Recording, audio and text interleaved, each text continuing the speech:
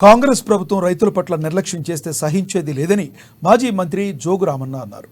తెలంగాణలో కాంగ్రెస్ అధికారంలో 3 నెలలు గడుస్తున్నా రైతులకు ఇచ్చిన హామీలు అమలు పూర్తిగా విఫలమైందని మండిపడ్డారు. ఆదిలాబాద్ పట్టణంలో బీఆర్ఎస్ జిల్లా పార్టీ కార్యాలయంలో రైతులకు జరుగుతున్న అన్యాయంపై ప్రస్తావిస్తూ రాష్ట్ర ప్రభుత్వంపై నిప్పులు చెరిగారు. అధికారంలో లేనప్పుడు కాంగ్రెస్ నాయకులు రైతుల పక్షాన ఎన్నో మాట్లాడారన్నారు.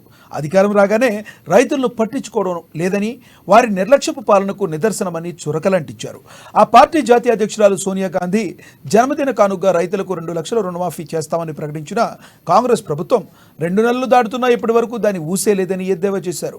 ఆదిలాబాద్ జిల్లాలో 164,124 రైతులకు రైతు బంధు కింద 286 కోట్లు అవసరమైతే ఇప్పటి వరకు 94,741 మందికి 97,16,00,000 మాత్రమే వేశారన్నారు.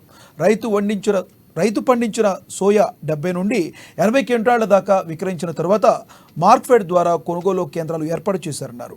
శనగ, కంది రైతులు చేతికి వచ్చాయని వెంటనే వాటిని కొనుగోలు చేయాలని డిమాండ్ చేశారు. వారం రోజుల్లో కేంద్రాలు ఏర్పాటు చేయకుంటే రైతుల పక్షాన ఉద్యమిస్తామని హెచ్చరించారు. 124 మంది రైతులు, దానికి కావాల్సింది 286 కోట్లు. ఒక కిస్తు మాత్రమే మేము చెప్పిన 10,000 ఎకరానికి అనుకుంటేనే మీరు వేయవలసింది ఈ సీజన్లో 286 కోట్లు వేయాలి. కానీ మీరు ఇప్పటిదాకా చెల్లించింది ఎంత?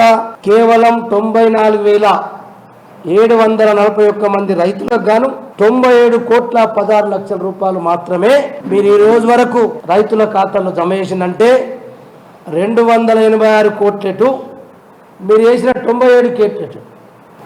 అసలు కాంగ్రెస్ పార్టీకి రైతుల పట్ల మీకు ఉన్నటువంటి వైఖరి ఏంది అంటే ఏదో మామ అనిపించుకోవటానికి కొరకు రైతులందరూ అమ్ముకున్నాక నిన్న ఆదిలాబాద్లో జైనత్లో కాటాలు మొదలుపెట్టి మేము రైతుల పంటను కొంటామని చెప్తే